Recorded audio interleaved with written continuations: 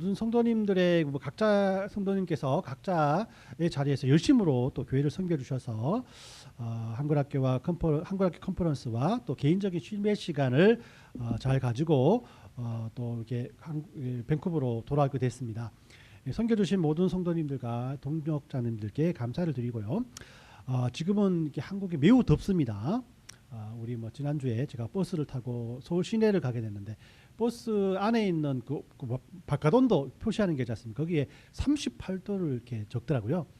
그래서 매우 덥고 힘들게 지내다가 밴쿠버에 이틀 전에 돌아오면서 전 그 공항에 내리니까 15도라고 하더라고요. 그래서 에어컨을 밖에서 즐길 수가 있었다, 이런 생각을 했었습니다. 또 이 한글학교 컨퍼런스에 가니까 전 세계에서 각지에서 한글학교 선생님들이 모였지 않습니까? 모두들 서로 인사하고 어디에서 왔냐고 물어보는데 제가 캐나다 밴쿠버에서 왔다고 하니까 거의 모든 사람들이 거기 참 좋은 곳이고 한번 가봤으면 좋겠다라는 말을 하셨어요.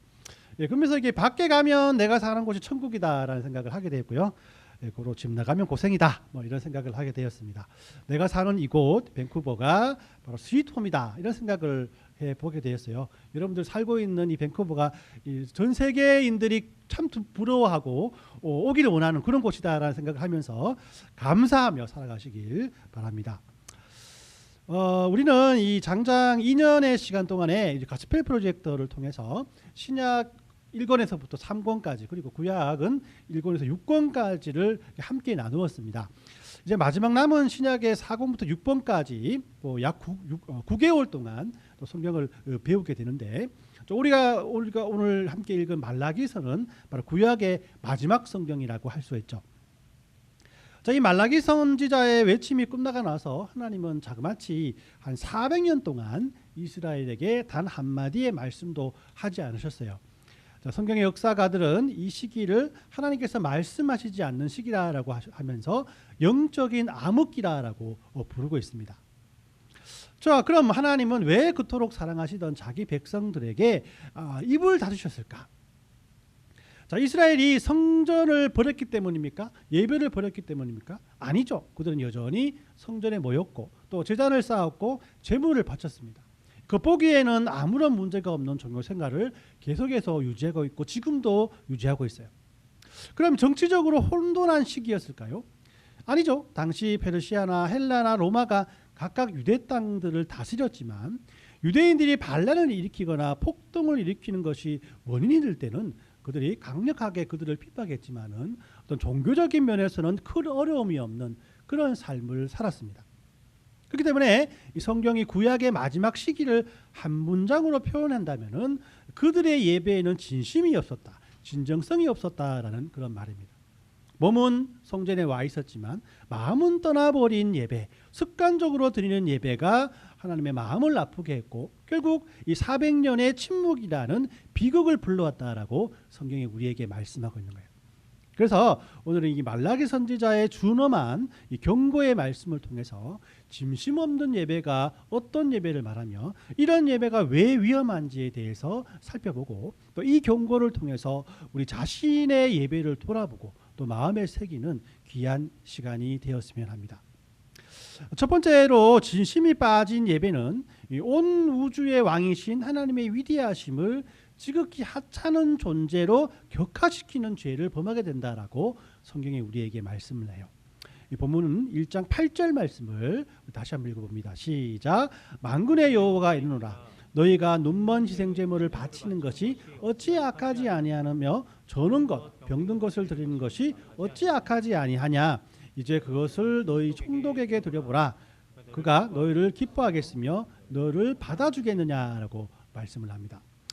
이 당시 이스라엘 백성들은 하나님께 제물을 바칠 때 눈이 멀어서 쓸모없는 양, 또 다리를 절어서 키울 수 없는 염소들, 또 병들어 죽을 것 같은 짐승들만을 골라서 제단에 올렸다, 하나님 앞에 드렸다라고 말씀을 합니다. 그러고서도 자신들은 어쨌든 제물을 바쳤으니까 온전히 예배 드리는 것이 아닌가라고 하나님 앞에 당당히 나갔던 모습을 성경은 우리에게 말씀하고 있어요. 자, 이에 대해서 하나님은 가슴을 치면서 이렇게 말합니다. 병든 재물을 너희를 다스리는 총독에게 갖다 줘봐라. 그 총독이 고맙다고 그 재물을 받겠느냐라고 말씀을 해요. 한 나라의 총독에게도 감히 바칠 수 없는 것들을 온 우주 만물의 창조주이신 만군의 여호와 하나님 앞에 당당히 내밀고 있는 이스라엘의 영적인 무지를 하나님께서 고발하신 것이다라고 할 수가 있습니다. 그리고 더 나가서 13절을 보면 그들은 심지어 예배를 드리면서 이 일이 얼마나 번거로운 거라면서 코웃음을 쳤다라고 성경이 기록하고 있지 않습니까? 예배가 귀찮은 의무가 되었고 번거로운 짐이 되었다라고 설명을 하고 있는 거예요. 여러분, 만약 여러분들 집에 뭐 대통령이나 뭐 국가 고위 관직을 가진 공무원 이런 분들은 올 수 있는 그런 기회가 없겠죠, 그죠? 혹은 뭐 여러분들 평소 잘 보이고 싶고 존경하는 손님이 찾아왔다라고, 소중한 손님이 찾아왔다고 가정해 보십시오. 그들에게 이 대접할 음식을 준비하기 위해 여러분 어떻게 하겠습니까? 마트에 가서 가장 신선하고 비싼 고기를 사거나 가장 좋은 과일을 골라서 그들에게 대접하지 않겠습니까? 그런데 그 귀한 손님상에 냉장고 저 구석에서 유통기한이 지나서 썩어가는 고기나 또 곰팡이가 피어서 도저히 먹을 수 없는 과일들을 도려내고 그 과일들을 깎아서 내어놓는 사람들이 있겠습니까?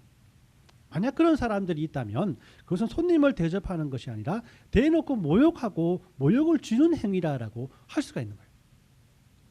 자, 우리가 하나님 앞에 드릴 때 하나님 앞에 예배를 드릴 때의 모습이 이와 같지 않는가? 우리 이 말씀을 통해서 다시 한번 묵상해 볼 수 있어야 됩니다. 한 나라의 총독에게도 감히 바칠 수 없는 그런 쓰레기 같은 것을 온 우주 만물의 창조주이신 만군의 여호와 하나님 앞에 당당히 내밀고 있는 이스라엘의 영적인 무지를 오늘 말씀을 통해서 우리는 발견할 수 있어야 한다는 것이에요. 그러면 오늘 우리들의 모습은 어떻습니까? 우리는 과연 하나님을 위대하신 왕으로 대접하며 이 자리에 앉아 계십니까? 내 삶의 모든 우선순위를 다 챙기고 남은 시간, 남은 에너지를 가지고 마지못해 예배의 자리에 나와서 앉아있지 않습니까? 피곤해 지친 몸으로 스마트폰을 만지작거리면서 오늘 예배는 왜 이렇게 긴가? 왜 이렇게 번거롭지라며 마음속으로 코웃음을 치고 있지는 않습니까?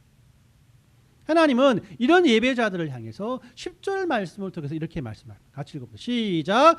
만군의 여호와가 이르노라. 너희가 내 제단 위에 헛되이 불사르지 못하게 하기 위하여 너희 중에 성전문을 닫을 자가 있으면 좋겠도다. 내가 너희를 기뻐하지 아니하며 너희가 손으로 드리는 것을 받지도 아니하리라라고 말씀을 합니다.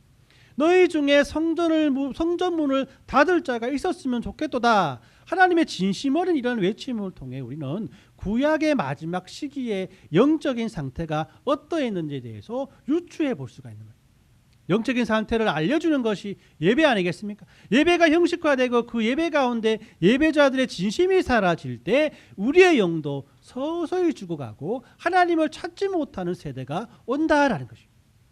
그렇기 때문에 우리는 진심이 빠진 하나님을 하찮게 여기는 예배를 받으시기보다도 차라리 성전문을 걸어 잠글 사람이 있었으면 좋겠다라고 탄식하시는 하나님의 애통하심을 이 말씀을 통해서 들을 수 있어야 한다.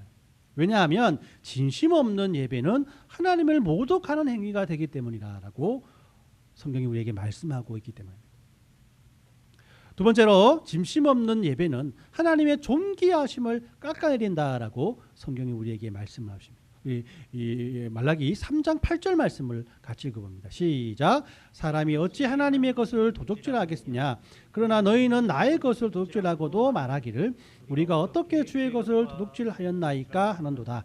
이는 곧 11조와 봉헌문이니라라고 말씀을 하죠. 말라기 3장에 나오는 11조와 봉헌문의 이야기는 단순히 헌금에 관한 이야기가 아니라는 것이에요. 이것은 예배자가 하나님을 얼마나 존귀하게 여기는가에 대한 이야기라고 할 수가 있는 겁니다. 자, 이스라엘 백성들은 하나님의 것을 떼어 먹으면서도 전혀 죄책감이 없었다라고 성경이 말합니다. 오히려 우리가 언제 도둑질했습니까? 라고 하나님 앞에 대들죠. 우리들의 마음속에는 이미 하나님에 대한 존경과 신뢰가 무너졌기 때문이라고 성경 우리에게 말씀하고 있는 겁니다. 예배자가 하나님을 온전히 신뢰하지 못하고 인색함과 억지로 물질을 드리고 시간을 드릴 때 세상 사람들은 우리의 모습을 보며 어떻게 말하겠습니까? 하나님의 존귀하심을 비웃지 않겠습니까? 저들이 믿는 하나님은 겨우 저 정도밖에 안 되는 분이시다라면서 하나님의 영광을 가리울 수밖에 없다라는 것이에요. 하나님은 돈이 부족한 분이 아니십니다. 온 우주가 그의 가다니가 있습니까? 그럼에도 불구하고 온전한 11조와 봉헌물을 우리에게 원하시는 이유는 이것이 내 삶의 주인은 오직 하나님 한 분 때문에 한 분뿐이며 또 주님은 또 하나님은 내 삶의 가장 존귀한 분이심을 믿는 우리들의 영적인 고백이기 때문이라고 성경 우리에게 말씀하고 있는 거예요. 자, 어떤 인자하고 엄청난 또 자상가가 또 어떤 아이를 입양했다라고 생각해 보십시오. 아버지는 아이를 최고의 방을 또 주고 그에게 매일 진주성찬을 차려주고 내가 필요한 것이 있으면 이 아빠가 다 채워줄 테니 걱정하지 말라라고 늘 약속을 합니다. 그리고 그만큼 정성 어리게 또 사랑을 그에 주면서 그를 키우게 되었다는 거예요. 그런데 이 아이가 매일 식사 시간마다 아버지를 믿지 못해서 저 아버지 믿을 수 있을까? 아버지를 믿지 못해서 식탁에 빵 조각을 몰래 주머니에 주워놓고 침대 밑에 두어서 또 그곳에서 음식을 먹는 거예요. 또 음식을 먹지 못한 것들이 또 침대 밑에서 계속 이렇게 썩어져 가는 것을 그런 모습들을 아버지가 봤다라면 그 아버지의 마음이 어떻겠습니까? 그래서 그 모습을 본 이웃 사람들은 그 아버지를 뭐라고 하겠습니까? 저 집 아버지는 돈이 그렇게 많다면서 자식에게 빵 한 조각도 마음 편히 먹지 못하게 하는 그런 아버지구나. 그 아버지의 명예와 존귀함을 깎아내리는 거 아니겠습니까? 아이의 불안과 인색함이 아버지의 신실함을 모욕하는 결과를 낳는다라고 할 수 있는 거예요. 자, 이스라엘 백성들의 마음이 딱 이 아이와 같다라고 할 수 있습니다. 내가 하나님께 물질을 드리고 시간을 드리면 하나님은 정말 내 삶을 책임져 주실까? 당장 내 눈앞의 손해는 어떻게 메꿀 것인가? 이런 불신이 그들의 손을 움켜잡게 하고 또 마음 없는 예배를, 마음 없는 물질을 하나님 앞에 드리게끔 했다라고 말씀하고 있는 거예요. 예배자가 하나님을 온전히 신뢰하지 못하고 인색함과 억지로 물질을 드리고 시간을 드릴 때 세상 사람들은 우리의 모습을 보며 하나님의 존귀하심을 비웃을 것이라는 것. 온전한 물질과 시간을 드리는 것은 돈의 문제가 아니라 내 삶의 주인은 오직 하나님 한 분뿐이며 주님은 내 모든 것을 책임져 주시는 존귀한 분이시라는 신뢰의 고백임을 여러분들을 믿으며 살아가셔야 한다라는 것입니다. 마지막으로 이 짐심 없는 예배는 심판을 받아 마땅하다라고 성경 우리에게 말씀합니다.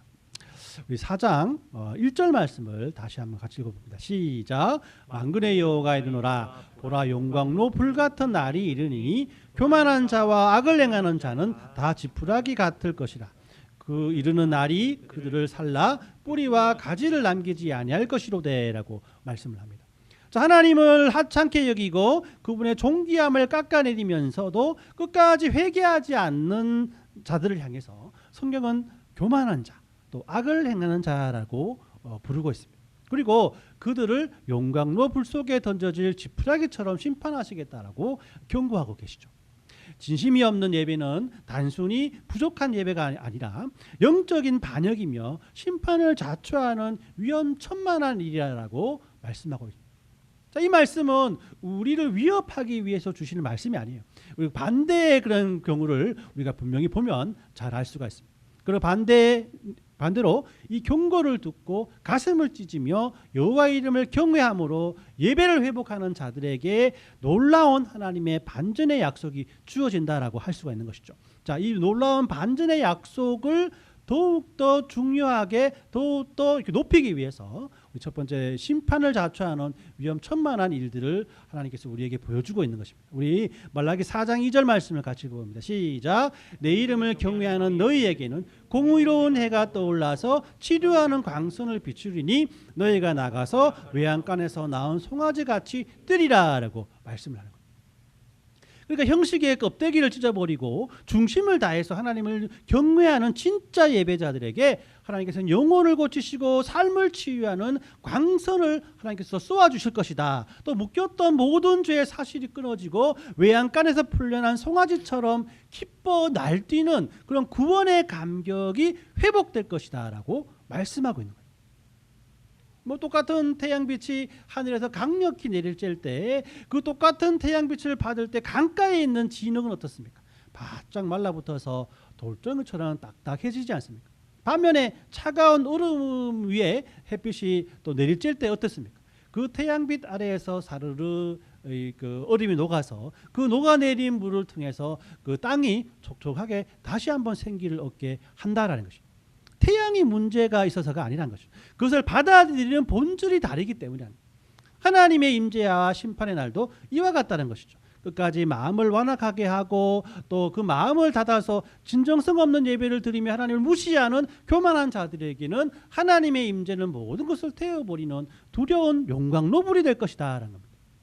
그러나 반대로 이 경우의 말씀, 이 경고의 말씀을 듣고 가슴을 찢으며 하나님의 이름을 경외함으로 마음의 중심으로 하나님 앞에 돌이키는 자들에게는 전혀 다른 역사가 일어난다.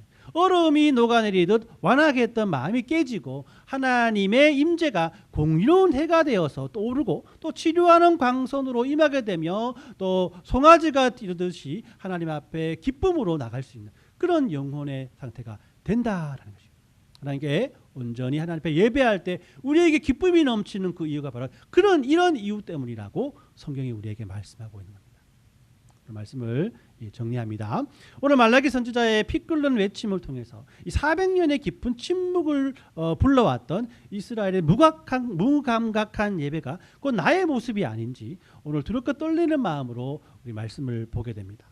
말라기 선지자의 메시지는 오늘 사는 우리들을 향한 피 끓는 하나님의 호소라고 할 수가 있는 거예요. 사랑하는 내 아들아, 내 딸아, 제발 마음이 없는 예배로 내 앞에 오지 말아라. 내 몸만 마당을 밟고 가는 가식적인 예배를 멈추어라. 나는 내 쓸모없는 짜투리 시간이 아니라 내 병든 재물이 아니라 바로 너의 진짜 심장, 너의 진심을 나는 원한다라고 하나님께서 우리에게 강력하게 또 간절한 마음으로 외치고 계시다라는 것입니다.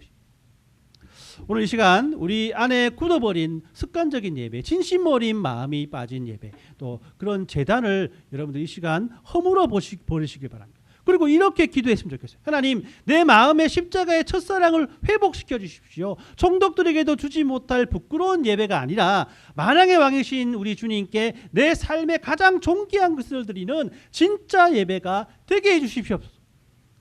이 결단을 통해서 매일의 기도 시간과 매주일의 그런 예배 속에 하나님 홀로 영광 받으시는 진심 없는 예배자로서 우뚝 서는 저와 여러분들이 됐으면 좋겠습니다. 그런 하나님의 은혜와 사랑을 통해서 믿음의 한 주간을 승리하는 삶을 살아가는 저와 여러분들 되시길 예수님의 이름으로 축원합니다. 아멘.